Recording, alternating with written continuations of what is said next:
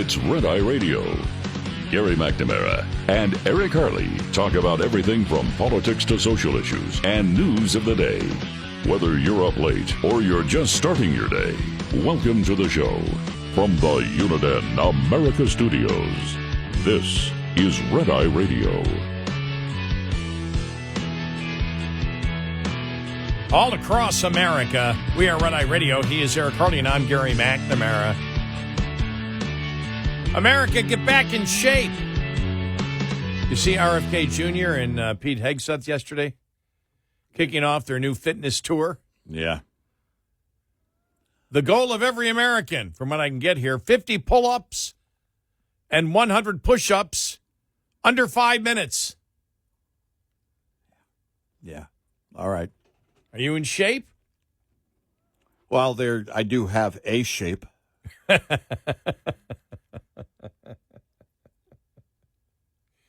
Hey, I might not have six-pack abs, but it's a keg ab. Well, I'm pretty sure there are some muscles in there somewhere. Look, why are we fat shaming? I've been told that's wrong. So are they actually going on a tour? I guess, or is it a contest? This is the beginning of. Here's a quote. This is a beginning of our tour, challenging Americans to get back in shape. Yeah. Leave me alone. I got to eat my donut. Don't bother me. Yeah. Yeah. Actually, I do work out, but I have the machines. I don't really do push-ups or pull-ups. Yeah. I swim, ride the bike, do the weights. Yeah. The resistance training. Right. And I'm not talking about what the Democrats are involved in right now. Right. I mean, resistance training for your muscles and, you put tension on them and all that stuff. The resistance. Yeah, that's...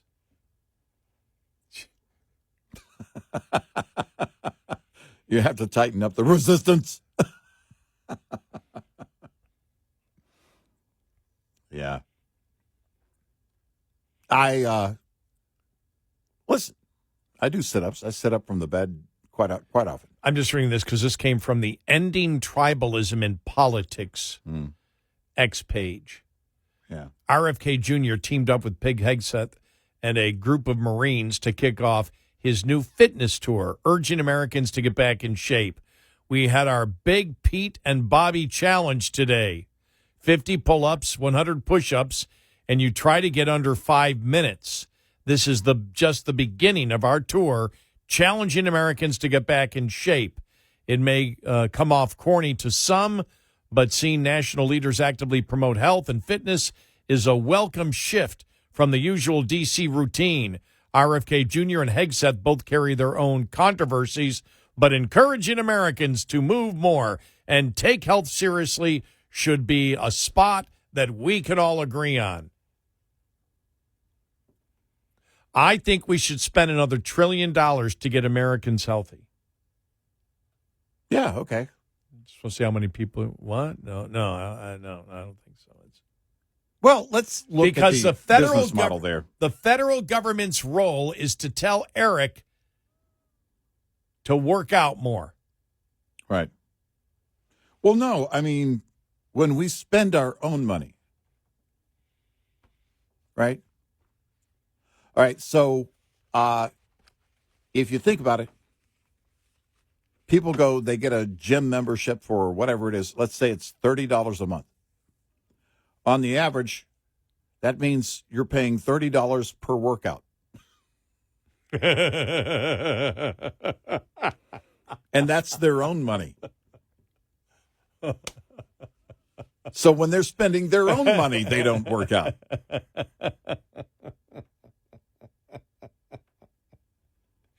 That's great. Yeah. That's why I belonged to a golf club for a while. I eventually had to quit because you pay the dues every month and you can't play once a month. Yeah. because that's a lot of money for a golf round. And so you feel forced to do it. I got too frustrated. Yeah. So, but it's, that's the populist role, though. The role of the federal government is to tell you to go on a tour to get you back in shape. That's right. Just like I said about the Kennedy Center yesterday, get out of it. We don't have the money. We're borrowing money. Stop spending money that we can't afford with things the federal government should not be involved in. Right. Yeah. If you need the federal government to encourage you to be healthier and to exercise, you're never going to exercise. Am I wrong? No, I mean, it's absolutely spot on. No. Yeah. Yeah, And- but Gary, it's the Republicans doing it. I don't give a damn. It doesn't matter. This idea of taking 10% in stake in Intel is pretty much a bailout. Yeah. The answer is no. Yeah. Well, If Intel needs to find funding somewhere else or go away, then the market will decide that. The taxpayer does not. Yep. We're not going to pick and choose winners. Yep. And if they want to post something, if RFK Jr. wants to post something, that's fine. About that, don't spend any money doing it. Make a quick selfie video. Hey, everybody, exercise, and then move on. The thing is, do we need to go back to the 80s when it comes to exercise? I mean, is there a thought that it's actually going to work? That it's actually going to change things? Look, I don't have a problem with transparency when it comes to the manufacturing of processed foods. Right? There should be complete information. I thought, and maybe I was wrong, you were supposed to have 8 cups of red dye number 2 every day. Apparently, that's not it. So I went back to the all-natural gluten. Locally sourced, fair trade, organic. That's all I drink is gluten. I don't even know if gluten is a drink. But it's what I'm into. It's what's in the bottle. The insanity of it is, look, with Health and Human Services, it's like, my gosh. All right, you want to find out, look, this process needs to change, and the American people should know about this. This is what's going on. Again, information, that's great. A push-up contest between 2 of the only 4 guys in the country that do push-ups. I don't care. Geraldo's number 3, and number 4 is probably Arnold still. Listen to me, I still do the push-ups every day. Well, look, when you talk about the, what's in products, the Federal Trade Commission, the FDA, all that, we understand that they've got to make sure that things are safe. But it's the fact of the promotion that we're going to get you to exercise and we're going to spend money. We don't have the money to do that. Sorry. Why don't they take Arnold on tour? And I know what the response is going to be. Yeah, but if they can get people to be healthy, it's going to cut our health care costs because the federal government's so involved in our health care costs. They're not going to be healthy. Well, then if they're so much involved in our health care costs with the waste and abuse that we have in the federal government, because that's what I'm told, then we shouldn't be involved in health care to the extent that we're involved in health care. Mm-hmm. Yep. And to sit there and if you actually believe, if that's your argument, if you actually believe that politicians doing push-ups and going on tour to tell you to do pull-ups and push-ups, the only people that are going to do pull-ups and push-ups are the people already doing pull-ups and push-ups. You're basically turning it into a contest between the people already doing it. Doing it, right. So don't treat me like a damn child. That's my thing. You're not my mother. You're not my father. Well, This isn't Chris Rock with the Obamas. Oh, they're like my mother and father. You know, they really like my mother. No, they're not. They're there to get a job done. I don't need to be lectured from the federal government. I don't need to be lectured from Robert Kennedy Jr. to stay in shape. no.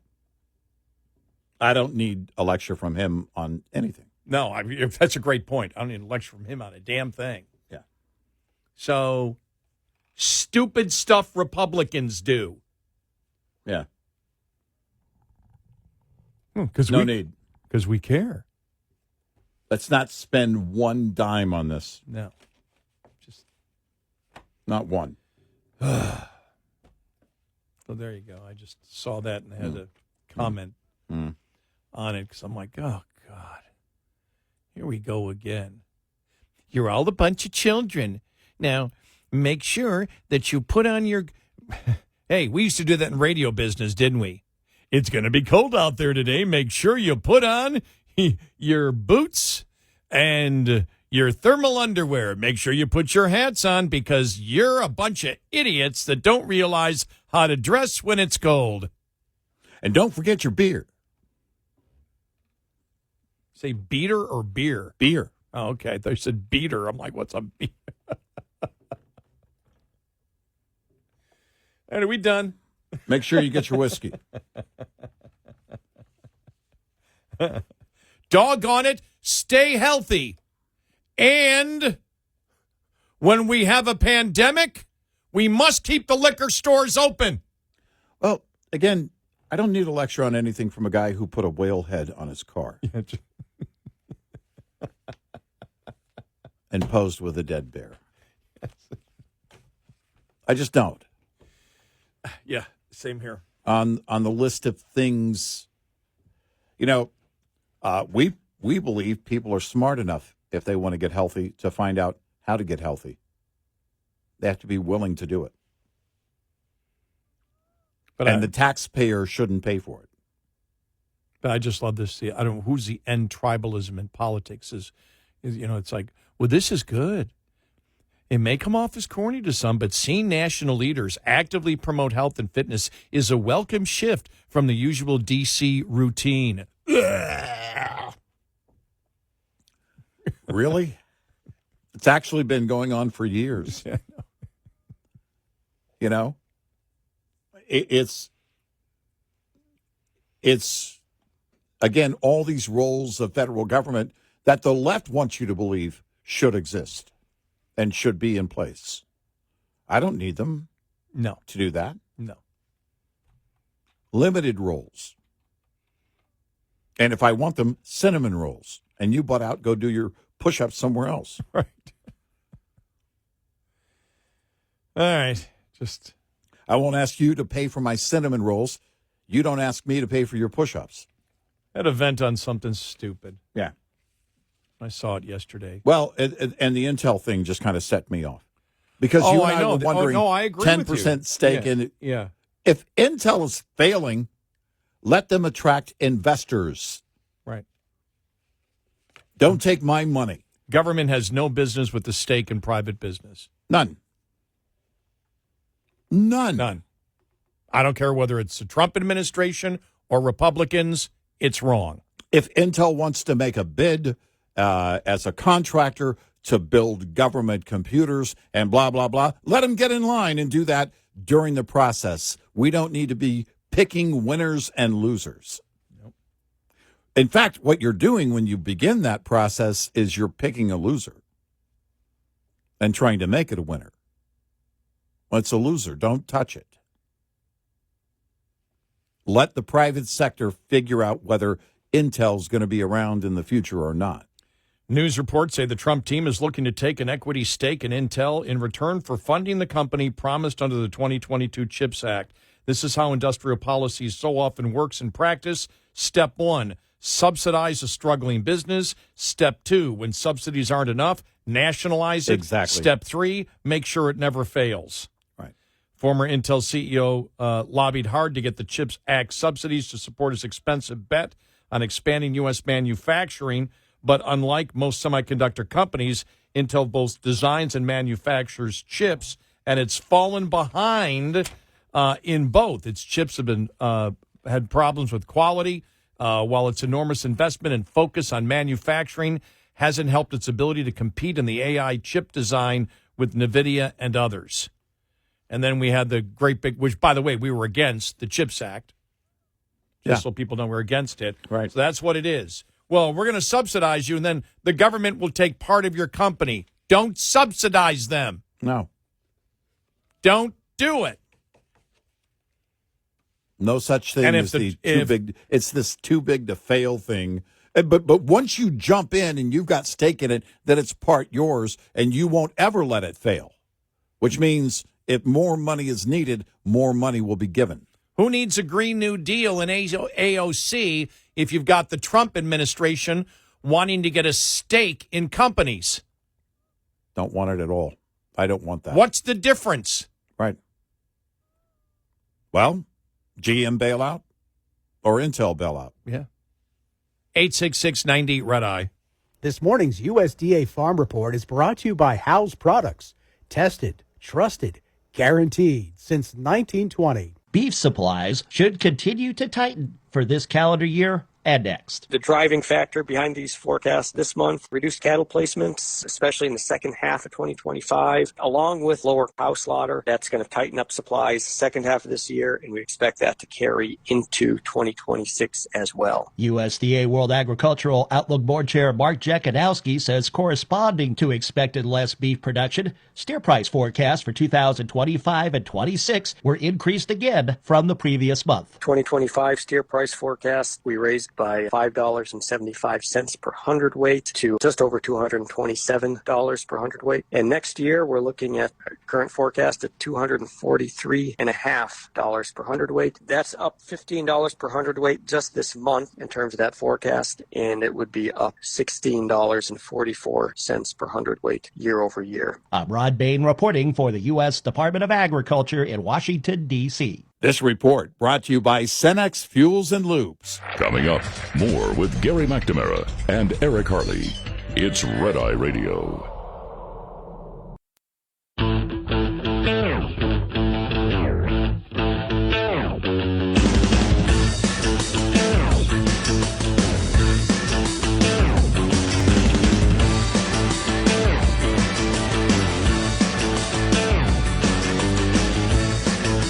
Here Red Eye Radio, he's Eric Harley and I'm Gary McNamara. And meanwhile, too, since we talked about that on the NVIDIA thing, no 15% government gets the profit of their exports.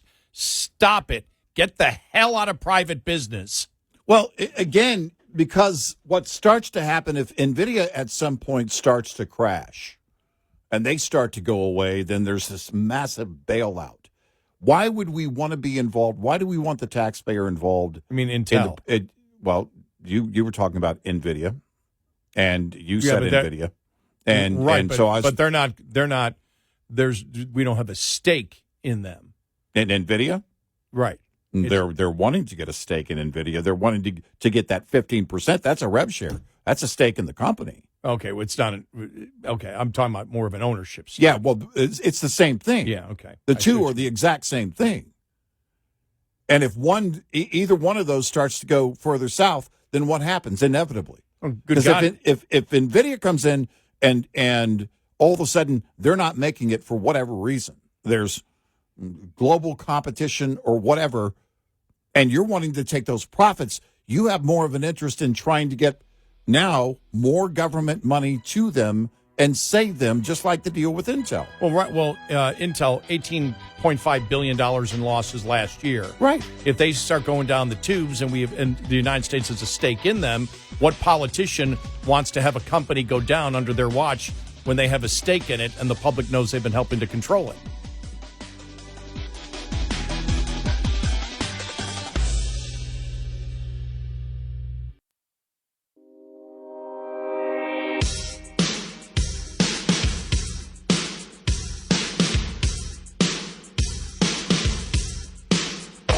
You're listening to Red Eye Radio from the Uniden America Studios.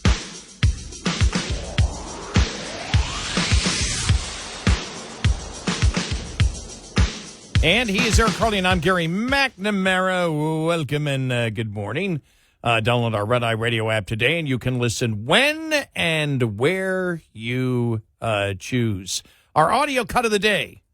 All right. Comes from the NATO Secretary General, Mark Rutte, who was talking about the negotiations between Europe, the United States, Zelensky, and where it's going to go now with Putin yesterday. Here we go. Let me first say that this was a very successful day.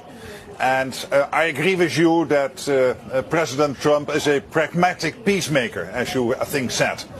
And what he did this year, breaking the deadlock, starting the conversation with Putin, but also putting pressure. We have had the NATO summit, the 5%, which was a big foreign policy success of President Trump. And then he decided to, again, have lethal weapons go into Ukraine, paid for by the Europeans. And he put secondary sanctions, tariffs on India.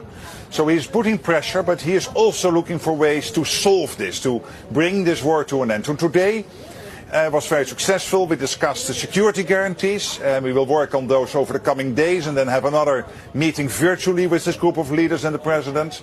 And then we will work towards this trilateral. And he was able, in a conversation with President Putin, to have Putin to agree to first a meeting between Putin and Zelensky. So they will now discuss where that meeting will take place in the run-up to the trilateral. So all in all, a very successful day. There he is, and a lot of noise yesterday on the summit. Yeah, because it was a summit. Mm-hmm. Zelensky was there, Europe was there, Mm-hmm. President Trump was there, and it was a good start. We'll see where it goes from here now. By the way, when he said trilateral, he meant Trump, Putin, and Zelensky, not the Trilateral Commission. No. We don't want the conspiracy theorists now to be going crazy. What did I hear? I heard trilateral again? That really hasn't been something that's been in the news for the longest time, though. No, that goes back been. That goes back to more my college days, actually, doesn't it? Well, and and I'm thinking on the timeline here that it's because I wouldn't have thought they could pull this Monday meeting off so quickly, and they did.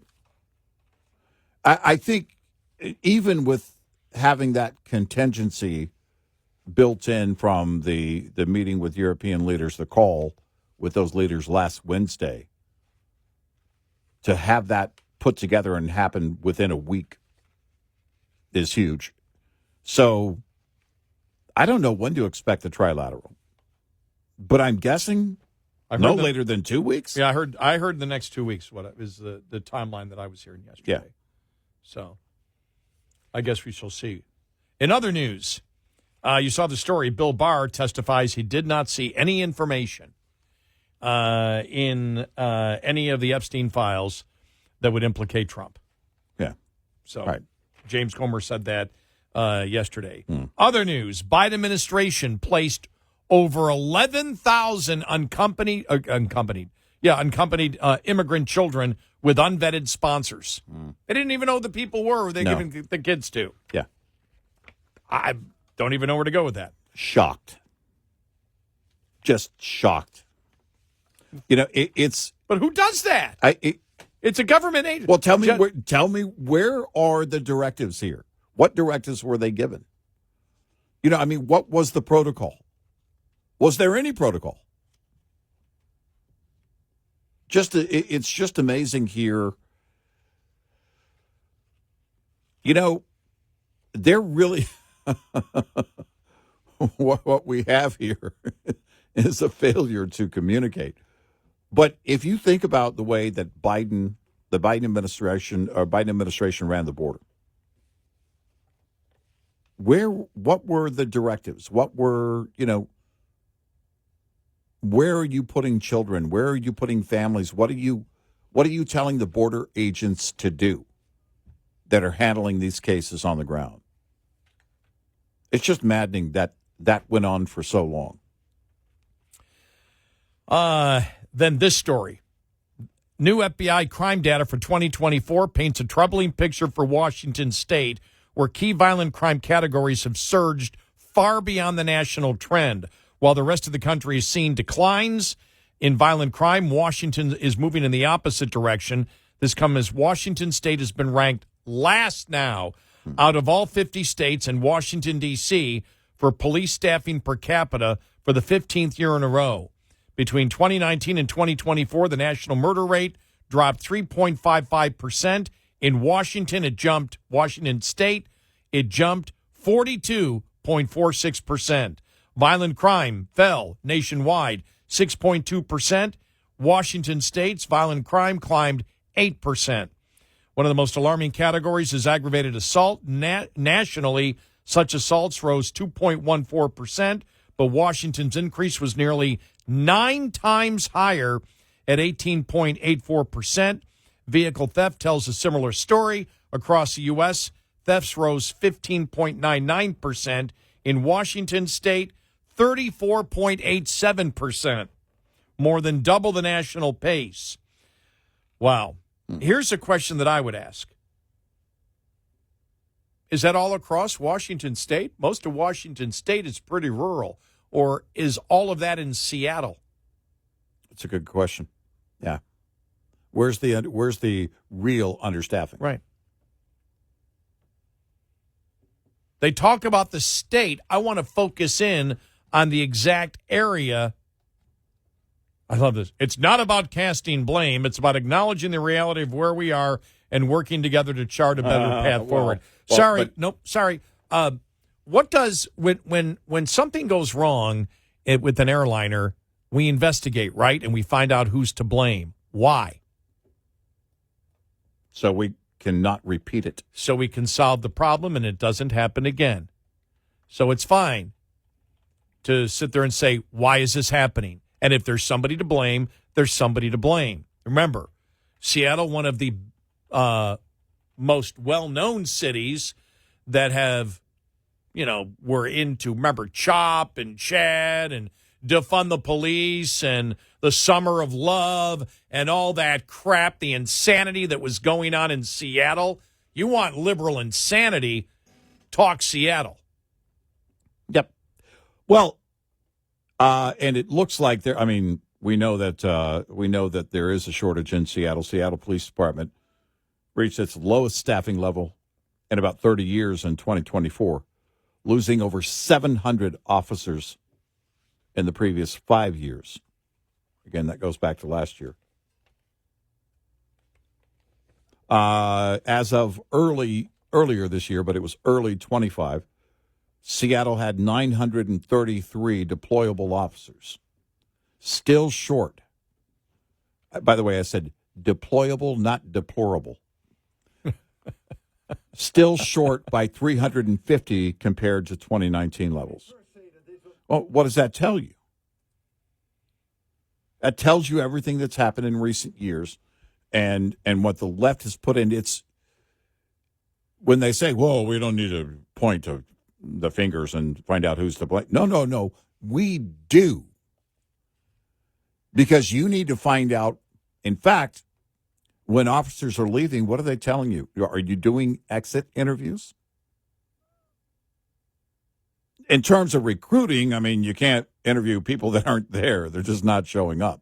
Now, they say it's ticking up a little bit, but what does it tell you? You're sending the message that the police officers are not going to get support by their local leaders. And by their own departments. By the management of the departments. You've got activism throughout. Who would want to serve in a situation like that? God bless those that are doing it. I can't imagine. I think about that every once in a while. Because we've heard it over the years, over the last several years especially, the really low levels of, officers in major or departments in major metro areas losing more and more officers. And I'm thinking, man, those officers that are still there, God bless them. I can't imagine how bad that is. And what changes that? Again, in my lifetime, we're not going to see this big sweep red wave of Republicans taking over these major metro areas. Nope. And the people of those cities want the protection. Now, the protesters are, going to be loud, but the people that live there, we said this during the whole chop and chat and whatever it was. Was that about not the stupidest thing? It was just stupid. I can't remember the mayor's name, but she was just an outright, as you said earlier this week, not her, but just in general, moron. Well, it is. Remember? Yeah. It's going to be the summer of love. Right. What an idiot. And we were asking, what about the lawful people of Seattle? They didn't care. They didn't. And what about the police doing their jobs? They didn't care. They don't care. Well, why would you want to work there as a police officer? For many, if not most, it's a calling. And for many of them, they want to serve the community. Maybe they grew up there. And they want to serve that community, part of the whole giving back thing. This would be a great role for me, a great career for me. And you hit that brick wall that is liberalism. You make a great point. You grow up in a city. You see, as you're growing up, the problems with crime. Mm-hmm. Your calling is to become a police officer. You want to work with your hometown police department. Yep. You go in, you're interviewed, you become a police officer, and you realize that the city itself and the city leaders don't care about crime. They make it impossible. They don't care about solving the problem. Yep. There cannot be. I try to think of things that may dishearten people. That has to be something that's just a huge blow to people who are like, my God, this isn't hard. We can do this. We can solve the problem, and you don't wish to solve the problem. That realization that people that lead a particular geographical area, in this case a city, actually want crime. They do. Because you have to. There's no other way. Right. Either you're, as you said, these were last week or beginning of this week, you're either a moron or you're some of the dumbest people ever to have a brain in the shell of a human body. It's got to be maddening because you think to yourself, oh, I'll go into law enforcement. Everybody wants to feel safe. I'll do my part. No, not everybody wants to have their citizens feel safe on leadership level. I don't even know how to comprehend that. And you're right. It must be completely disheartening because it doesn't make any sense. It's counterintuitive in every way. What do you mean? It's like my mom. What do you mean they don't want police officers? What do you mean they want crime? Well, that's because it isn't viewed by most people, even a significant portion of Democrats, as a political issue. Exactly. It's just common sense. Right. Criminals. Right. Keep them off our streets. Simple. Nope. Not anymore. But as we said, the polling show more and more Democrats, a plurality, and in some cities, a majority. The actual voter wants crime. Then you better start, if you think about it, you better start getting ready for the battle because it's not over. And we say, Gary, how can you say that? Because they're in favor of sanctuary cities. Yep. Which protects illegal immigrant criminals. Yep. Like we've said, we actually believe, and we believe we can make a point, that they're saying, well, come on, if the illegal immigrants can get away with crime, why can't citizens? Yeah. Tell me where that logic is flawed. Insane. I mean, it is a flawed logic. Yes. But where's my flaw in analyzing their flawed logic? Right. 866-90-RED-EYE. We'll be right back with more Red Eye Radio with Eric Harley and Gary McNamara.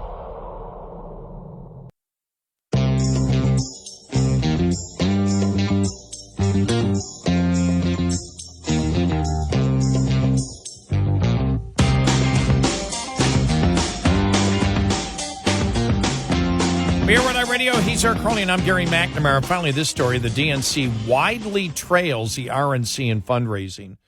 The committee, which has spent more than $15 million on expenses from Kamala Harris's failed campaign, is having major money problems. By the end of June, the RNC had $80 million on hand compared to $15 million from the DNC. The fundraising gap has only widened since then.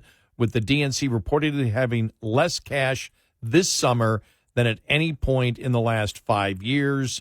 And they say we're just rudderless. We don't have leadership. We don't have ideas. Yeah. Nobody's on agreement Right. on anything about a way out of it. When you're like that, if you're a donor, you're just pouring money into a void? Well, no, you're not going to just throw it at what? I mean, why would you donate? You got to know what the party is going to do. Who's leading the party? you don't what know. promise is there? Nobody knows.